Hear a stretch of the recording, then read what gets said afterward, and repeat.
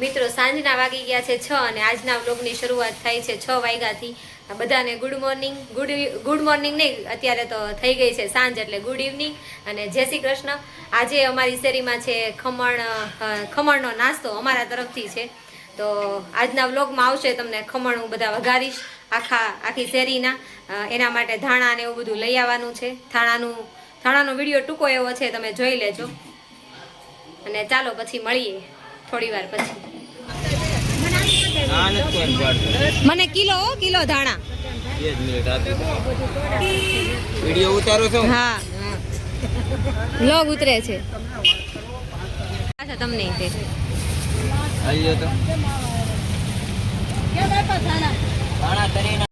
કેતા તો ભૂલી જ ગઈ કે આજે છે પેલું નોરતું, તો બધાને હેપી નવરાત્રી. પેલા નોરતાનો નાસ્તો પહેલાથી જ અમારો શરૂઆત થાય છે. મોટર ચાલુ છે એટલે વ્યવસ્થિત તો તમને સંભળાશે નહીં, પણ જો આ ધાણા વીણવા હું બેસી ગઈ છું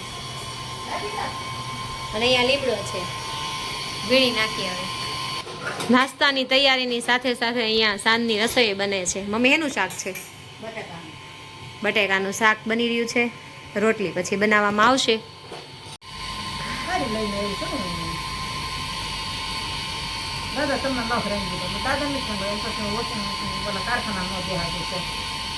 મીસુબેન ની વાતો થાય છે અને આ બે દેરાણી જેઠાણી ધાણા સુધારવા બેહી ગયા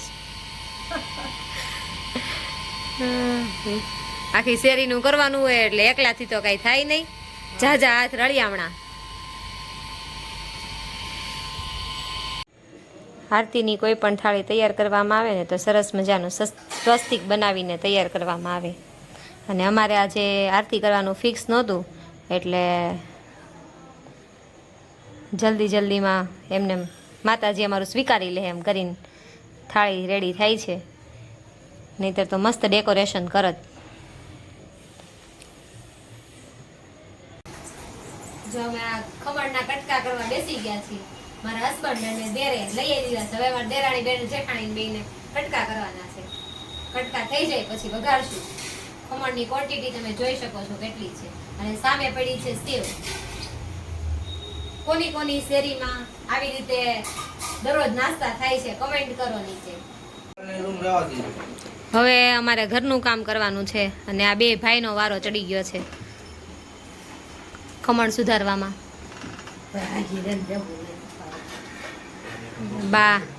બા કઈક બોલતા ગયા, જેને સંભળાણું હોય કોમેન્ટ કરજો. કેમ બાયું કામ નથી કરતું છોકરાઓ? નહીં. હા, એટલે જ અમે આગળ કરતા હતા હમણાં.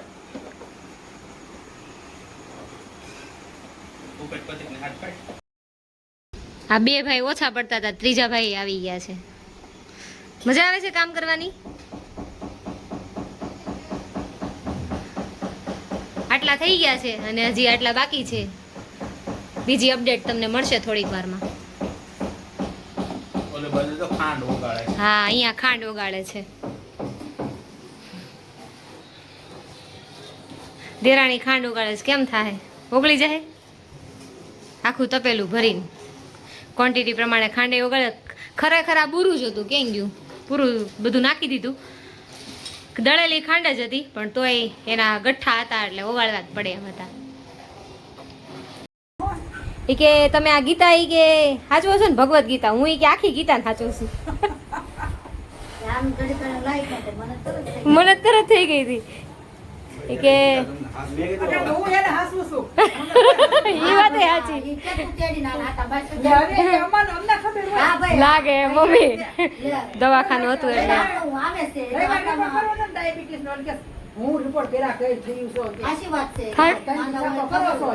રિપોર્ટ તો કરવો પડે ને.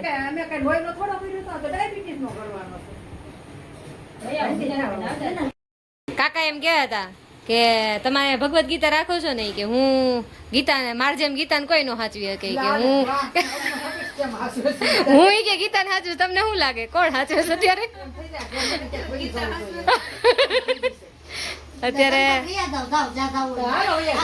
તને કહું કેમ આવી તું અહીંયા? કીધું પાણી પીવાનું. અહીંયા કેમ આવી? પાણી પીવા દે. ગુસ્તા મેરમાં કેમ આવી અહીંયા? તો તમારા ઘરે રહેવાય ને, અમારા ઘરે શું કરવા આવો છો? બધું છે ત્યાં, ત્યાં લેવા જ નથી એટલે શણગાર્યું નથી કા અમારું ખાવા આવી આયા છે ને. પેલા ખમણની દુકાન હતી, લાઈન જો કરે ઈ તો કોને હતી એવું છે. અત્યારે શીખવા ગયા હતા ખમણ લેવાનું. તો હવે અહીંયાથી આપણે વોઇસ ઓવર કરવું જ પડશે, કેમ કે બહાર થઈ ગયા હતા ગરબા ચાલુ, અને અહીંયા બધા ખમણ બે દેર અને મારા હસબન્ડે થઈને આપણને સમારી દીધા હતા. પછી અમે રેડી દીધું 4 લીટર 4 કે 5 લીટર તેલ, અને હવે તેલને થોડુંક ઢાંકી દઈએ એટલે રાઈ નાખી અને તડતડ થવા માંડે એટલે મસ્ત મજાનો વઘાર થવા માંડે. આ બધા વેઇટ કરે છે કે ક્યારે થશે. અને મારા સાસુ એમ કહે છે આ બધા જે ટબમાં ભેરા છે ને ખમણ એ આપણે 2 હાથેથી ઊંચા કરીને હલાવશું, પણ દેરાણી ના પાડે છે કે એમ થોડી હલે કાંઈ. અને વારાફરતી બધા ડોકા કાઢવા આવે છે કે ક્યારે થશે. મારા હસબન્ડ આવ્યા, પછી નણંદ આવ્યા, અને હવે ફાઇનલી બહુ વાટ જોઈને પછી તેલ આવી ગયું, કારણ કે બહુ બધું તેલ હતું એટલે આવતા તો વાર જ લાગે. આખી શેરીના ખમણ હતા, તમને ખબર જ છે. અને રાઈ 500 ગ્રામ જેટલી આપણે જીકી દીધી, અને ઘડીક તો મારો મગજ વયો ગયો. મેં કીધું આ તેલ કોઈ વાતે આવતું જ નથી. આમ કરીને આપણું તેલ આવી ગયું, અને ત્યાર પછી થોડો વઘાર રેડતા ગયા, અને થોડું ગળ્યું પાણી.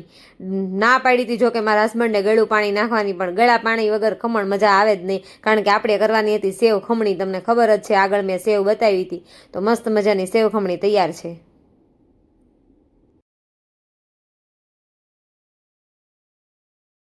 અમારી શેરીમાં ખમણનો પ્રોગ્રામ હતો, એનો વ્લોગ એન્ડ કરી દઈએ છીએ. પણ તમારી શેરીમાં નાસ્તા થાય છે કે ને કોમેન્ટમાં જરૂરથી કહેજો. અમારી શેરીમાં તો દરરોજ વારા હોય એક મકાનના. કેટલા મકાન છે એ મને એક્ઝેક્ટ યાદ નથી, હશે 30થી વધારે મકાન હશે, પણ બધાનો ડેઈલી વારો હોય. તો કાલે પહેલા દિવસે અમારો વારો હતો એટલે વારાનું એવું કંઈ ફિક્સ ના હોય કે આજે આનો જ વારો છે. જેને કરવાનું હોય, જેને નાસ્તો કરાવવાનો હોય એ કહી દે, બરાબર. તો તમારી શેરીમાં કઈ રીતે થાય છે, તમે ફ્લેટમાં રહેતા હોય કે ગમે ત્યાં જ્યાં રહેતા હોય ત્યાં કઈ રીતે થાય છે એ કમેન્ટમાં જરૂરથી કહેજો. અને વચ્ચે એવું હતું કે પેલું ચાલુ હોય સ્ટીરિયા ને એવું બધું, એટલે કોપીરાઇટ આવે, એટલે આપણે વચ્ચે વિડીયો લીધો નહોતો. અને લીધો તો વિડીયો, પણ એ છે ને વોઇસ ઓવર કરીને આની અંદર એડ કરું છું, એ તમે જોઈ લેજો. બધાને ગુડ બાય.